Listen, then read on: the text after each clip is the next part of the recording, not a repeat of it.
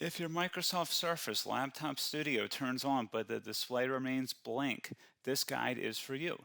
We will troubleshoot startup problems, we will repair Windows, we will restore damaged boot files, and we will recover your system.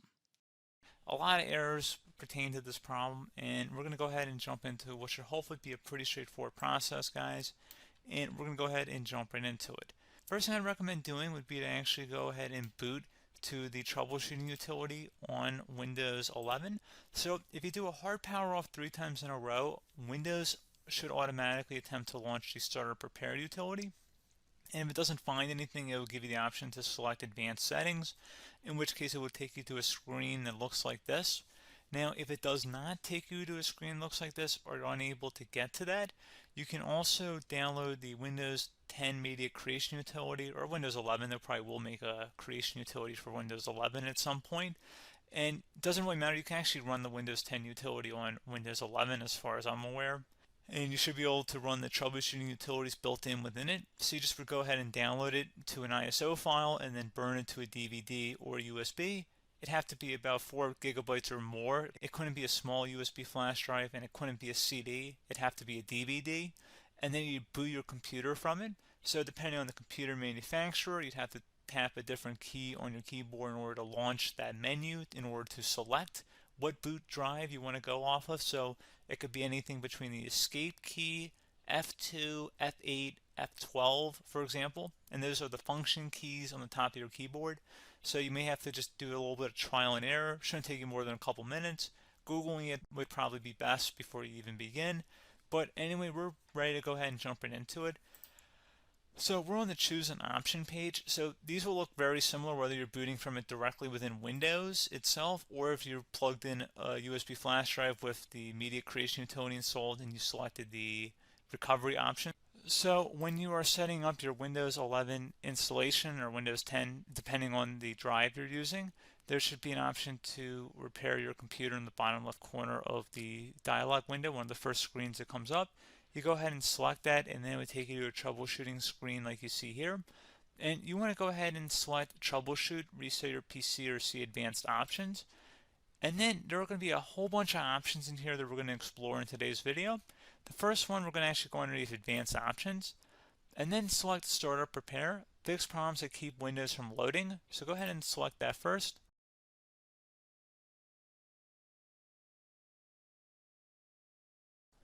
Okay, so you can see it could now repair our PC. That was our first option we could try. Something else, if we go back into advanced options here and then select troubleshoot, we're going to go underneath advanced options again. You can go ahead and actually access safe mode by selecting startup settings.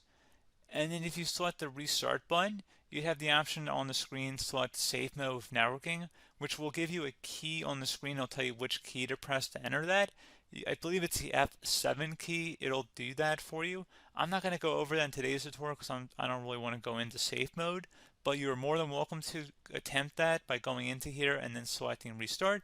Again, it'll launch another screen. It'll say what key do you want to press, and it'll give you like 7 or 8 different options, and you want to select safe mode with networking. There's also an option for a command prompt too, but that's going to be something we're going to cover later in this video, and we don't even have to go through that in order to access it. So that's why I'm not going to really push for that, because unless you know exactly what's causing the problem, you probably don't need to go into safe mode. Unless you're trying to recover files, in which case then you definitely can go into safe mode, but we're trying to actually recover our computer here. So I hope that makes sense. Something else we can also try here as well would be to uninstall updates, remove recently installed quality or feature updates from Windows. So if you go ahead and select that, you can uninstall the latest quality updates, which generally is the more day-to-day updates. Feature updates are the less regularly released ones, like the big ones. I would equate it to service packs in like Windows 7 and Windows Vista and Windows XP. So larger updates that occur once or twice a year at most. And the quality updates are more just a regular update. So probably obviously depend, it'll take longer if you're going to try and uninstall the latest feature update versus quality update. And maybe you don't need to go back that far. So just giving you guys a couple of pointers with that. Something else you can also look at here, and we're going to jump into the command prompt in a little bit, but you can select System Restore, which will use a restore point recorded on your PC to restore Windows. And this is something I would highly recommend here, guys. So select Next. Assuming you have a restore point saved on your computer, you go ahead and select the most recently created one, and you'll select next, and then you'll select the drive. You shouldn't actually have to select the drive. You can scan for affected programs, but we're going to keep it all default here, and then we're going to select finish. So once started, system restore cannot be interrupted. Do you want to continue? I think we're going to select yes. I don't think we have anything better to do on our computer right now, so just give it a moment here to initialize. It will take a couple minutes to run, obviously depending on how large your hard drive is and how much is saved on the system restore point.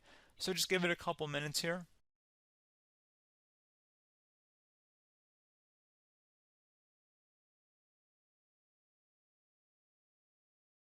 System has been restored successfully. We're going to go over a couple different methods in addition to that if that did not work. So I'm just going to pause the video and we're going to start back on the recovery screen that we started with. Okay, so a couple other things we can try here too. If you go back into troubleshoot, you can select reset your PC while you choose to keep or remove your personal files and then reinstalls Windows. You can select to keep my files, which will remove apps and settings but keeps your personal files.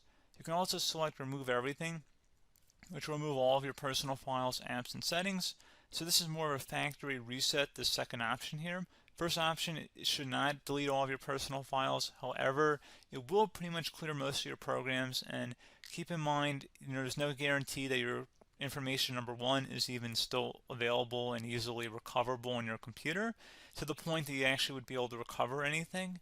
And the second point is that there's always a chance that it won't actually recover and it will just do a factory reset anyway. So there's no guarantee that actually would keep your files anyway. So I would recommend trying to get a recovery tool and backing that up first before selecting it anyway. But again, those are a couple different options. And then something else you can try here if you go back to the choose an option. Another option, if you go underneath choose an option and select troubleshoot, advanced options, and now select where it says command prompt. Okay, so the first thing we should do is type our main hard drive here. In most cases, it should be the C drive. So you just do a C colon and then hit enter on your keyboard. So once you're underneath the C drive, we're going to type in dir and then hit enter on your keyboard. It should have program files, users, and Windows all in there. That's how you know you're in the right directory.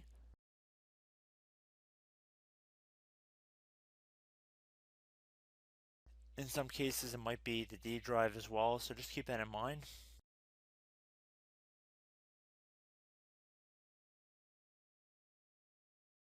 Next thing we're going to do is type in cd space / Windows / system 32 / config, and then you're going to hit enter on your keyboard.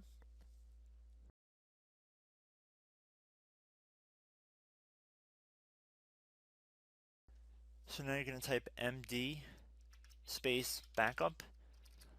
If you've seen other tutorials, it might also say to put down md backup. That's because the backup name is pretty common when you want to back something up. So you can name this whatever you want, doesn't have to be backup. So if you've already made a backup folder in the past, you could do backup 1, for example. So once you're done setting the name you want the backup to be called, hit enter on your keyboard again.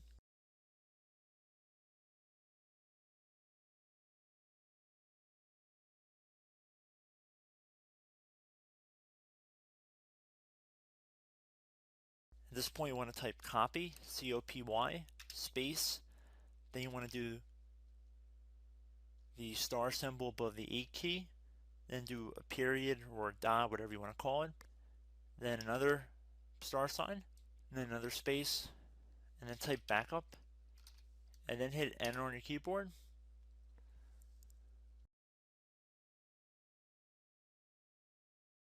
Now you want to type cd reg back, R-E-G-B-A-C-K,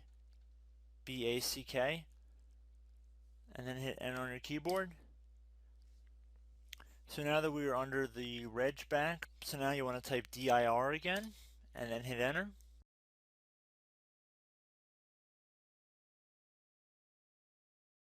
So now at this point we're going to type copy again. So copy, space, star sign, dot, another star sign, space, and then 2 dots. So we're going to type copy space $sign dot sign $sign dot dot, and then hit enter on your keyboard again. So for overwrite, you want to overwrite all. So type A on your keyboard, so capital A, and then hit enter on your keyboard.